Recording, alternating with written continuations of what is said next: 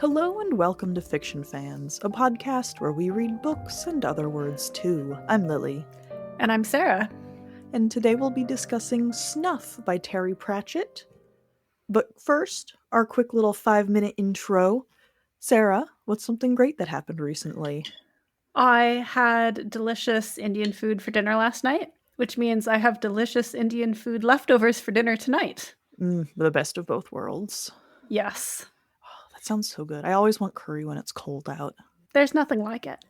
No, there's not. My good thing is that I have mastered fire. Or maybe not mastered it exactly, but I was struggling and then finally got a fire lit. So that felt accomplished. It sounds like your house is cold enough that is indeed a very good thing. Well, that's a very good thing, having the fire.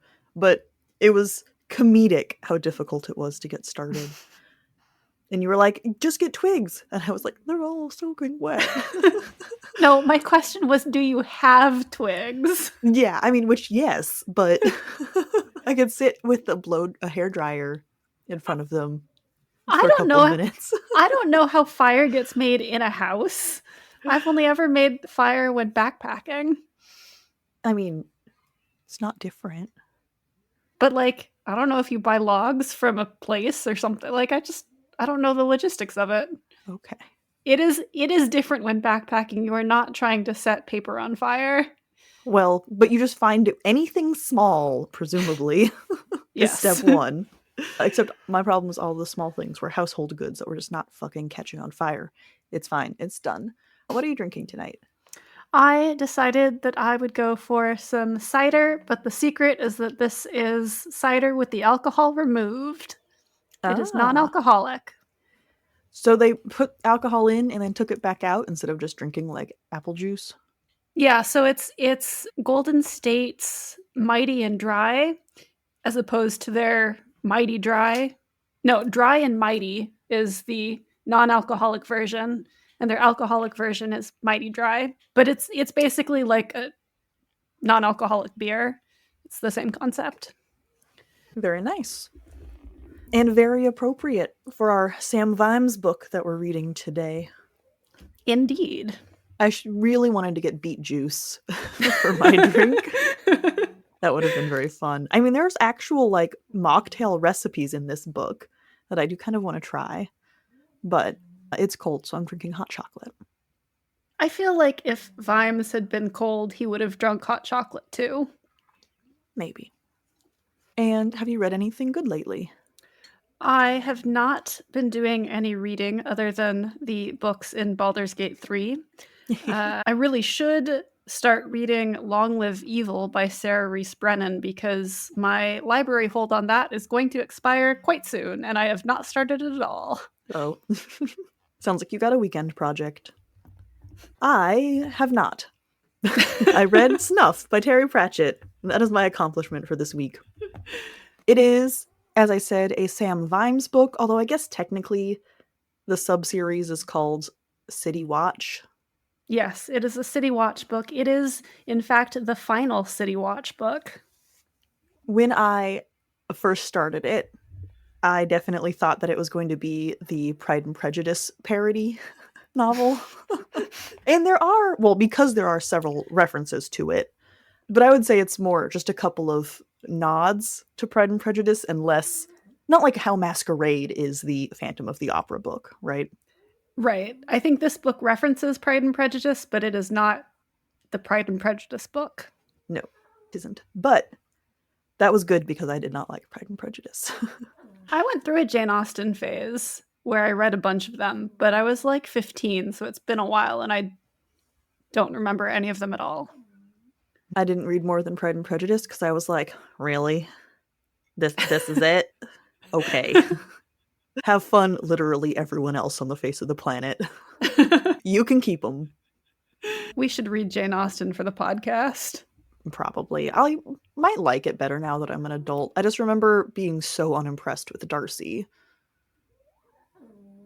I mean, I feel like that's probably valid. I don't know how much I would change my opinion. But there is no Mr. Darcy in this book. We just have Sam Vimes on a countryside vacation with his rich wife and him kind of fucking shit up for everyone in a mostly good way. I mean, he's on vacation and then work creeps in like it tends to do for him. I suppose it wouldn't be a very interesting novel if nothing happened. Yes. There were some tropes, though, that I didn't really vibe with. Yeah, I want to preface this by saying that overall I enjoyed the book, but a couple of things just kind of made me mad. I think the most annoying, or the one that I disliked the most, was all of the jokes about the Bang Bang Duck food names, because they were not funny, they were just racist. And I thought that Pratchett had gotten over this and gotten better from the beginning of his Discworld series. And so to see the return of this kind of joke was just kind of a disappointment. At least it wasn't the main scaffolding of the novel the way that one Rincewind novel was. True. Or the way it was for that one Rincewind novel. Yeah. True. But it came up more than once. That's true, yeah. There was also, of course, Sybil. Poor Sybil. Who? That character. I mean, she does, at least in the beginning, not so much in the back half of the book, but in the beginning, she does kind of suffer from the terrible wife trope, or the overbearing wife. Yeah, the overbearing wife, the beleaguered husband trope that Pratchett likes to use for Vimes and Sybil, where she's doing all of these unreasonable things, like insisting Vimes takes a holiday, keeping him from eating too much bacon, ensuring that his employees listen to her about the bacon and not him. Like, these things. I actually agree that is overstepping. But... Okay. Yes, I do agree there. I do think that you should not, or I do think that is a bit of an overstep, but saying to your husband's employees, hey, I know my husband likes his bacon, is going to ask you for bacon. Can you maybe like not give him so much at work? I feel like that's okay. Yeah, the problem is the book plays her as this like immovable force. Yes. And when she's doing considerate things and when she's doing really awful things, because also some of the stuff like meddling with his work life, which is really not okay. She also has a lot of her weird nobility stuff where she's like, but we are just better than them. And it gets very old. Although, like you said, her character gets much better. And not that she goes through character change, but her role in the story gets much better. So I think that in the back half of the book, it's not that she changes or that her character is any better about doing any of these things. It's that Vime complains about it less in his inner monologue. Yeah, and Gold changes pretty significantly. At the beginning, it's just have a nice vacation and see some old shitty friends, which is fine. And also, Vimes should have to hang out with her friends sometimes, but also not all the time. And also, why does she get to tell him what to wear? I don't know. It's a lot. And then she's not the only miserable wife that we see. And then the other ones do end up being extremely shitty. Yeah, there's the wife of General Charles, who is just terrible. She's a terrible person. But her introduction is the same. Yeah. Like at the beginning of the book, it's just, oh, these two wives telling their husbands what to eat. Isn't it funny how controlling they are? And then they go off in two very different directions as the book goes on. But yeah, it was not fun. Yeah, it's just like, I really like Sybil, but I don't like her portrayal a lot, which is kind of a weird thing to say about a character, I think. Her character introduction is so different from what we end up seeing on the page throughout the entire fucking series. Yes. She's introduced as this, like, eccentric millionaire, sure, but she doesn't care about appearances. She just wants to hang out with her dragons and do fun hobby stuff. And then as soon as her and Vimes get together, it's actually we must all wear uncomfortable outfits and be nice to assholes all the time. And that's just not the person that we were introduced to. I mean, I don't mind her saying we have to be nice to people to their face, because I do think that a certain amount of that is necessary. But yeah, It's not well, actually it is in this book. It's more that she's constantly engineering social interactions, specifically forcing Vimes to interact with people that she knows he doesn't want to be nice to. Although we do also get her engineering interactions so that he will be a little rude, and On that's purpose. on purpose. Yeah. But I think what bothers me about Vimes and Sybil is that if they just talk to each other more, I feel like there wouldn't be this uncomfortable dynamic. Yeah. Like, they just need to have some conversations. And instead we get this, haha, isn't it funny that Sybil is an overbearing wife, but Vimes really loves her. Which he shows by never wanting to spend time with her. Yes. Like every loving husband. And complaining all of the time. Yeah. We did get a little bit more in this book, though, of her original vibe, where she is a little bit more counterculture, perhaps, than some of the other rich fucks. But there is a lot of nobility versus common folk in this book. I mean, Vimes, the vacation is on her estate, and Vimes is the lord of the lands, and it's very strange for him.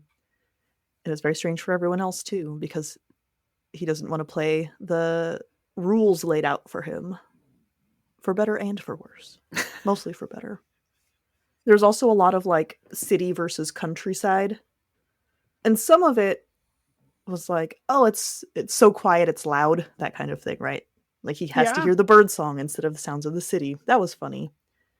There's also his weird preconceptions of countryside folk at the beginning of this book that I thought obviously were untrue, and so that made it funny. I mean, I don't know. I got a little tired of him complaining about the country all of the time. Like,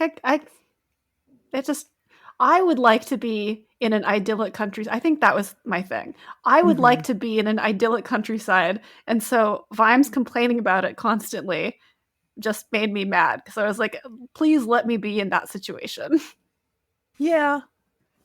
I think it was just him being grumpy about a vacation in general is like, sit down. And so that kind of got all, like, he was obviously just grumpy about the vacation and not the country itself. Yeah. It was not particularly relatable. No. I have never been grumpy about going on vacation. Although, to be fair, it's not a vacation that he planned, and it's not necessarily to a location that he wants to go to. So I can kind of understand the grumpiness. Yeah. I had a harder time with his, like, country folk are so simple and straightforward. He made a lot of assumptions that are just not true. Yeah. But that, like, he learns and grows, so it didn't bother me too much because it didn't stick around that long. Yeah. And there's a line about how, like, oh, wherever people are, they're doing people stuff, or something to that effect.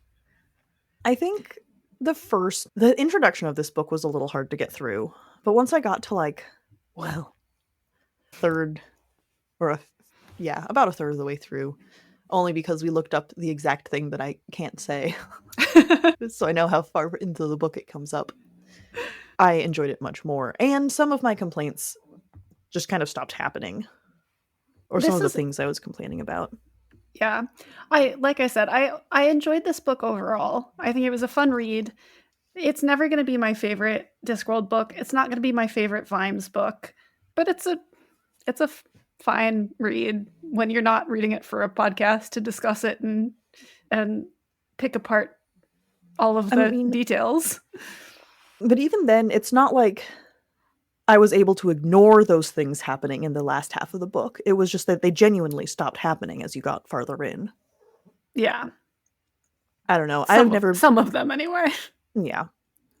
I will never be the biggest Vimes fan. He kind of just bothers me in general, and I think that's just a very basic police thing. And he's so idealistic about the weirdest shit. But he is kind of full of contradictions sometimes. Which could be interesting. And I can see why people like him.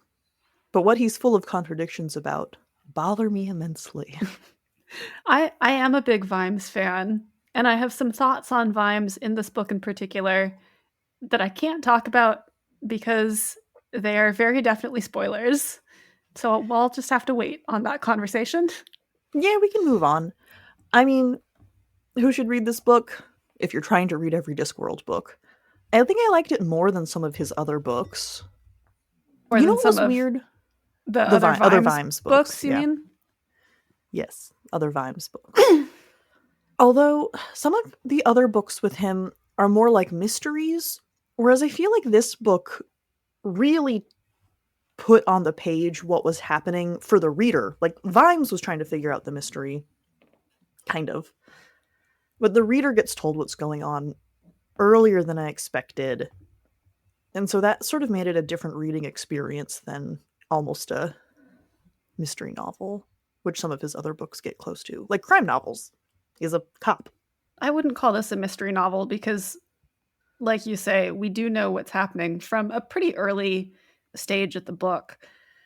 It is interesting to me how the resolution plays out, but again, I don't really want to talk about that because that's a spoiler by its nature of being about the end of the book. Yeah, so I'll save that thought too. This episode of Fiction Fans is brought to you by Fiction Fans.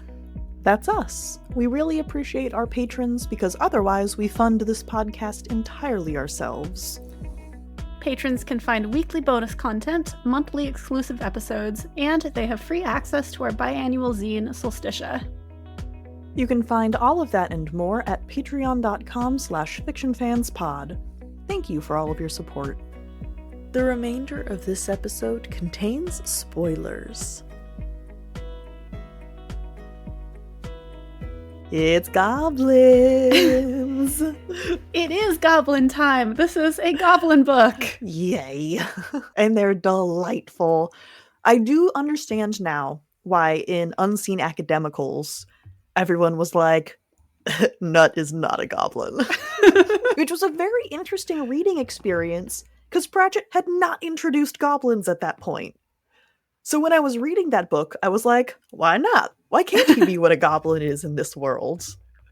Yeah, it's fun to see a novel that kind of retroactively makes a previous novel make sense, which I think this does for that. Yeah. And he must have had some idea of where he wanted to go with goblins at the time. Or maybe he didn't. I don't know. But it was interesting to see how he dealt with that fantasy creature. They're almost like critters. Like small, little, smelly people. Very tribal. Just in that like family structure sense. And of course, hated by everyone. But incorrectly so, which is my favorite kind of goblin. Yeah, the goblins were great. I did really enjoy them. And, I mean, made this book for me. I really enjoyed this book. I loved the goblins. I loved reading about the goblins. I hated all of the goblin violence, or that is, all of the violence towards goblins. However, the book is about changing that dynamic, and so it felt really good. Agreed. The one goblin thing that I wish had had more resolution was the plot line with Sergeant Colon. Yeah, that kind of just ended. Yeah, that feels like it goes nowhere, really. It feels like it was supposed to go somewhere and then it just drops off. There is a resolution, but it's not a particularly, and it's not a bad, I mean, it's a happy ending resolution, but it's but also we don't not, see it. Yeah, it's not particularly satisfying, so I wish that more had happened there. Yeah. Yeah, I agree. And I want to know more about Nobby and his goblin paramour or admirer, because I guess they're not actually together. At the end, I thought it was implied that Nobby was, in fact, reciprocal to those It's affections. kind of implied, yeah. That I felt like the book gave me enough. I would just expect there to be some continuation of it in the next book, except we're running into the end of Discworld, so I don't think that happens because there is no next book. Yeah, I mean, I didn't necessarily think that this book needed more of that storyline. Nobby and I don't remember what her name was. It was cute. I liked Yeah, it. I I would have agree. liked to see more in another book, but like you say, there is no next book. Yeah. We have seen our first nice teacher, Discworld history, the only nice teacher in the entire 500 book series. I am not entirely sure I agree with you. I did feel like she was pretty condescending in the ways that she talked about the goblins she was teaching a lot of the time, especially when you contrasted that with what was his name? Billy Slick, who was a goblin from outside of Ankh-Morpork who worked at Harry King's factory. It just something like I liked the Pooh Lady in general. I don't remember her name, so she's the Pooh Me Lady. neither. Yeah, It was Felicity Beetle or something. that sounds right. And she writes children's books that young Sam loves that are mostly about bodily excretions, Yes. which is pretty funny. Okay, So so we could get into a conversation about how condescending she is. I don't I don't know which side of that I fall on, but I don't think that changes my point that this book presents her as a good teacher. okay, that's fair. I agree that this book presents her as a good teacher. My defense for the condescending thing is we don't know how old her students are. It's true, If they're but little kids, she talks about them like she's a preschool teacher. I'm So pretty it's possible. I'm pretty sure that at least Tears of the Mushroom is they say that she's like 14 or 15. Yeah. And she definitely also gets talked about like she's a preschooler by the Pooh Lady. Yeah, I mean, I think you're right. She is kind of condescending, but she's still also one of the only people in support of goblins' rights at the beginning of this book, so she still gets a bonus. I think she's a good person, and I think that her heart is in the right place. And I think that Pratchett was trying to make her a good sympathetic teacher. I don't know if he was always successful in that. I like that he addressed when Vimes first discovers that this fancy lady hangs out with goblins, and Vimes is like, "Oh, you're trying to make them like civilized, like people," and she says, "No, I like they're goblins. I'm not trying to change them. I'm just trying to give them more tools, basically, language and things like that, self-respect, because the goblins are very sad." And I don't know if that necessarily is held up by everything on the page, but I liked the sentiment and I'm glad it was addressed. It was a good sentiment. I did think it was a little undercut by the way that she said, "Do you know that they only have words for 3 colors or something?" Like, I mean, she goes on to explain that they have a large vocabulary for specific things and not for others, but just the immediate presentation of that felt like it was counter to her point about them being their own civilization that's just as valid as the human civilization. Yeah. I don't know if that's hmm. Isn't that just the limits of language and how they have been so beaten down and oppressed for generations that they just haven't had the opportunity? It is, but that was not how I felt her words came off. Fair enough. I mean, I agree that she is kind of condescending to them, so yeah, but they tried. Yes. Okay, I want to talk about Vimes now. I know he is in this book, isn't he? Because he is in this book, and we did start a conversation in the non-spoiler section that I would like to continue about him and his character.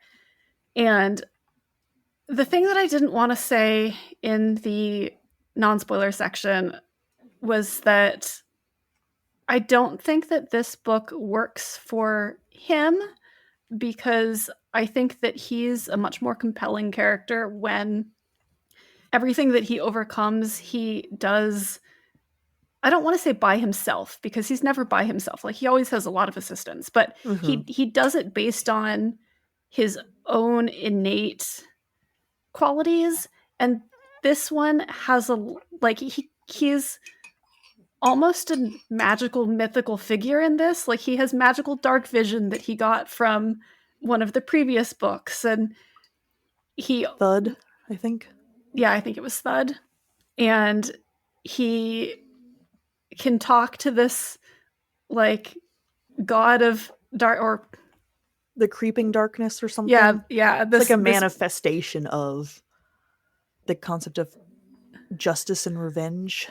Yeah, and it helps him and gives him pointers, and it just kind of lessens the impact of everything I think that Vimes as a character stands for me. So in that respect, I don't think that this book works. That didn't bother me, but I think that's because Vimes never particularly works for me. And so I was like, oh, cool, magic powers, let's go. Yeah. Like, if I no downside. If I didn't like human Vimes, this would be fine. It'd be great. But it did get a little, not wishy-washy, but mixed up for me, because he has this sort of haunting that is giving him dark vision and also kind of needling him towards the investigation a little bit. But then we also have his weird, like, talking to himself thing that he always does about how he's such a badass cop and so hardened by the world. And he always has to talk to himself about it when he's reaching the end of one of his cases. And it was like, you can't talk to this many, not like mysterious entities, my guy. Pick one. Wish it had been like the darkness the whole time or something. And maybe it was, and I just got confused because he does also talk to himself a lot. I don't know. Yeah, I also think that in other books too, where him talking to himself, like, from the beginning of the series, I don't think him talking to himself is quite as prevalent. I think that's something that increases over the course of the series as a whole. And it's not something that I find particularly effective in general. So I don't mind it in the more mystery novels, because you have to come up with some way to get the deductions on the page. And so the character having a conversation with themselves is just a vehicle to communicate with the reader. It's fine. But in this, it started to become more of a characterization aspect, and that's where it lost me a little bit, I think. Yeah, well, I think that's what I'm saying. Like, that change happens over the course of the series. And so, yes, you're right. When it is just help get the mystery solved on the page, that's fine. But when there is this inner Vimes as a character, and he's so tortured. Yeah, like, that's where it starts to lose me. I did love his friendship with the Willikins in this book. Willikins is just like some random ass butler that Lady Sybil had that was introduced many books ago, and at one point prevents an assassination, I think, is when we first see him being, like, secretly badass, and Vimes is like, oh, I respect you and see you as my equal. And then in this book, suddenly he is, like, there. It's the buddy cop, Willikins and Vimes story, and that was very fun. I liked seeing more of Willikins, although, again, his extreme competence with martial skills feels more like plot convenience than actual character development, because it's not And to be clear, I wouldn't mind if he was a good fighter, a decent fighter, but like he is the best fighter that has ever fought, And basically. he's an old man also. Like, I would Yeah, like to. yeah. So it's just a little excessive for me. If Pratchett had toned it down just a smidge, I would have liked it more. Well, and I think it fit a little bit better in the previous books because it's not so much that he's an amazing boxer or whatever, but that he kind of takes people off guard because they expect him to just be this like random old man butler. And they don't expect him to have secret weapons on him and to get the drop on them. And so that totally works. And I agree that his badassery gets ratcheted way up in this book. But it gave Vimes a chance to be good cop, because it's usually Vimes and Carrot, and so Vimes is always bad cop. That's true. And this time he got to be good cop. I was very pleased on Vimes' behalf that he got to be the good cop this time. And it makes sense because he's trying to be the good cop for his son. Because often they're doing things with young Sam or with young Sam around. I felt like it was more pointed at Feeney. Was that the guy's name? Feeney. Well, it's pointed at him too. Because I feel like it comes up more when it's Vimes and Feeney, who is he's a kid. He's supposed to be like 19 or 20 or something. He's not grizzled? Grizzled? Grizzled. Thank you. Competent professional.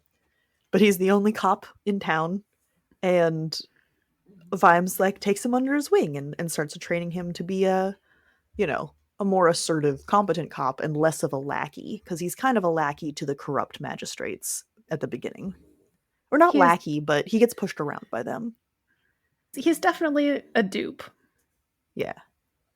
And I agree. I think some of the good cop is Vimes being a good example for Feeney, but not all of it. Some of it, I think, is for young Sam too. Well, we also see Vimes himself kind of turning into a mythological figure, like you mentioned with the darkness. I mean, everyone knows his name, and a couple of times people are like, "I thought you were dead." And there's a couple of jokes where, "Oh, the police! I hope it's not Sam Vimes out there," and we get a very interesting dynamic where his reputation precedes him. They end up in Quirm, I think. Yes. For a period of time, and it's like they've based their entire police system off of his guidance. Did he write a book? He might have written a book or something, Code of Conduct. I forget what it is specifically, but they've talked about in previous books Watchmen coming to Ankh-Morpork to do like a year or two and then taking all of their knowledge back to where they're from, with Quirm mentioned specifically.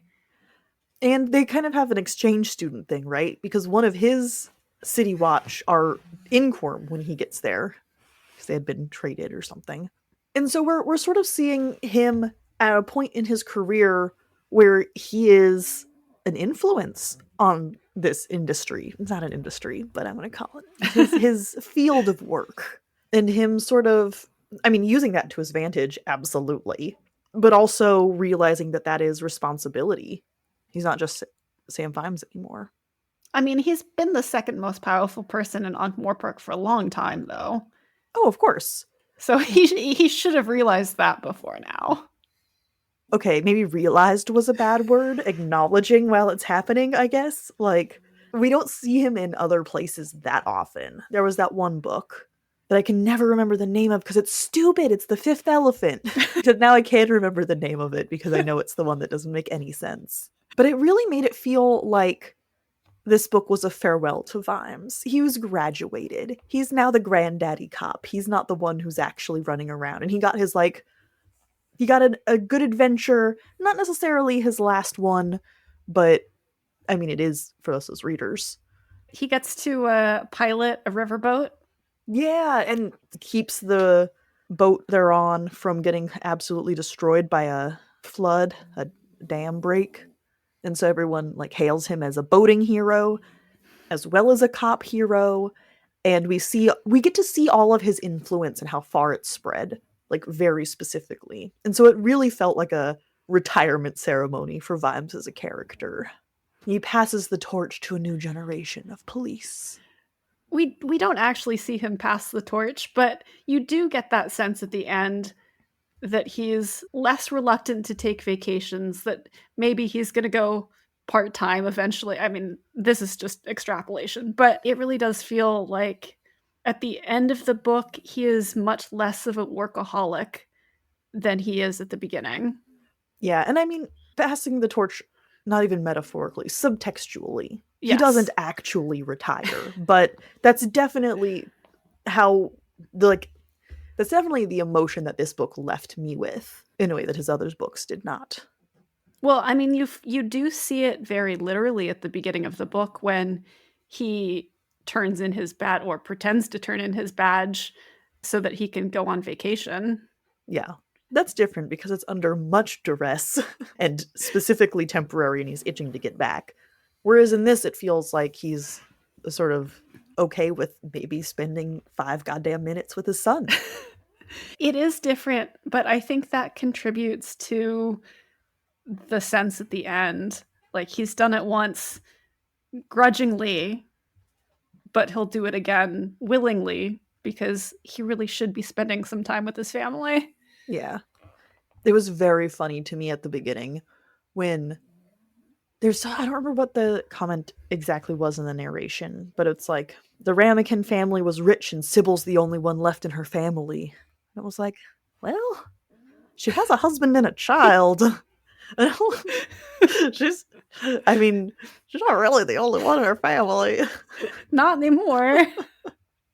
If you don't count Vimes because he married in, sure, but she has a son.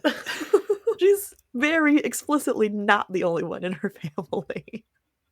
Oh, I did like her at the end. Not just the end of this book, but okay. She's a shitty rich person. She thinks rich people are better than poor people. That's a problem we've been dealing with for a little while now. And always trying to convince Vimes that he is also better than poor people because he's rich now. But convinces her that goblins are not okay to kill because they do art. And apparently that's what you have to do for your life to have value to Lady Sybil. Be fair to Lady Sybil. I think she would have been okay with goblins anyway if Vimes had said, well, actually, no. I think, to be fair to Lady Sybil, I think she would have been okay with goblins anyway. It's just that Vimes brings her to Tears of the Mushroom, or whichever goblin it is. It was Tears of the Mushroom. Yeah, that does the beautiful music. Except he had already explained to her that a goblin had been murdered and no one is looking into it, so he has to. And she's like, calm down, dear. That's not really a big deal. You're going to make the rich people upset if you try to hold them accountable for that. And then she's like, whoa, a musician. Oh, can't kill them. But anyway, she's eventually on Team Goblin. And then her character takes off. And it's back to, like, Sybil with convictions. Sybil who doesn't care about appearances as much as she cares about her own values. And she gets, like, some major work done. And Vetinari at the end is like, she's the reason why people are accepting goblins now. Her, like, PR campaign. She does a great PR campaign. Yeah, using her influence for good. It was awesome. And then she's also like, okay, you're permitted to upset the rich folk in order to do this investigation, I guess. But won't someone think of Lord Rust, the father? We don't want to embarrass anybody. It's just one little murder.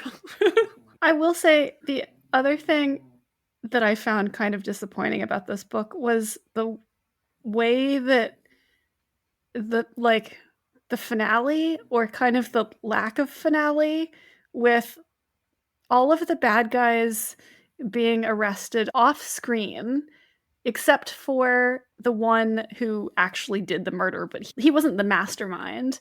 But everyone else gets arrested off screen. They're sentenced off screen. We just hear about it second or third hand. And that felt a little... I mean, it really does feel like they get off lightly because they're rich, which that is explicit in the text, but it's also not satisfying. Yeah, and then we get Lord Charles, who's like, I know my wife, committed a little genocide and slavery, but she's gonna be really embarrassed if you put her in jail, so could you not? She's a good person, I swear. Yeah. I don't hate every word that comes out of her mouth. That would have been hilarious if he wasn't portrayed as a sympathetic character. Yes. That should have been, how absurd is it that this human being is saying this? But no, it was, oh, but he does love her. It was only a little bit of slavery. They were considered vermin at the time, it's fine. She didn't kill anyone. She just paid people to. It's completely different. I agree. So a part of me doesn't mind it as much because that's Vimes' whole ass point throughout the whole book. He doesn't just want to find the brute who was paid $1 to commit this murder. He wants to find out the person behind it because there's clearly a plot being covered up. I mean, he wants genuine justice. Yeah, genuine justice and actionable change, which I really liked. And so when the whole ass book is about holding the people actually responsible, accountable for their actions, I think you don't need to totally spell it out on the page. But I do think I would have liked to see at least one of the arrests. And I'd if it's so embarrassing, let me see their humiliation. If that is really the only lasting consequences they're going to have, let me revel in it a little bit. Yeah, it didn't feel like he was successful in enacting change in that respect. Obviously, he gets the laws changed so that goblins are now considered sentient beings. They're not vermin anymore. It's illegal to kill them and, do terrible things to them. The laws apply to them now. Yes. But he is not successful in ensuring that the things that happened to them before the laws were changed count as crimes. And so we don't actually see anyone punished. I mean, Lord Rust's son gets disinherited, but he still goes off to, a nice country. He probably has a cushy bit of money and lives pretty well, even if he's not going to inherit the Rust family name and fortune. And Vetinari talks to Vimes about that at the end, because Vimes is also complaining about it. And Vetinari tries to placate him with that. You can't retroactively apply laws, which that is true. You can't. But, I mean, the idea that all of these go into effect within a week is pretty magical. That is a straight up fantasy. I think 4 different jurisdictions all put it into law. That's incredible. That's huge, long-lasting change. That's going to make radically change goblins' experience. And I agree that just being outcasts doesn't feel like enough, but it might have if we had seen it. Possibly. The fact that we don't even get to see them have the minor punishment that they do get is give it to me. Let me see. I want one person to throw a tomato at them. I mean, come on. Bottle up goblin stink and make them live in it for a little while. I wouldn't want to make them live with the goblins because the goblins don't deserve that. No, they do not deserve that. But that could be the retroactive punishment. Anyone who committed a crime, what is now considered a crime against goblins, must live with goblin stink pervading their house for a certain amount of time. But we don't see anything of the sort. No. But we do see Stinky, the goblin, who I love with my whole heart. Stinky is a good goblin, possibly God. Yeah, I was gonna say, is he the god of goblins? Maybe. But he's delightful. He is a goblin policeman. And Clack's operator. Yes, man of many talents. And horse wrangler. Mm-hmm. Or horse whisperer. Mm-hmm. Yeah, I mean, for all of the rough parts of this book, those delightful little guys were fantastic. And they had enough page time that, I mean, this is the Goblin book, and I loved every minute of it. of the goblins, at least. And that's enough of the book that it counts. There were a lot of goblins, and goblins are always delightful. Can we tag this book as part of our goblin era? Oh, that was the plan. Okay, even though we kept the goblin talk in the spoiler section. Oh, but yeah. That's fine. It's fine. I think it's fine. It can just be mysterious. Yep. Thank you so much for listening to this episode of Fiction Fans. Come disagree with us. We're on Twitter, Blue Sky, Instagram, and TikTok at FictionFansPod. You can also email us at fictionfanspod@gmail.com. If you enjoyed the episode, please rate and review on Spotify and Apple Podcasts, and follow us wherever your podcasts live. We also have a Patreon, where you can support us and find exclusive episodes and a lot of other nonsense. Thanks again for listening, and may your villains always be defeated. Bye! Bye!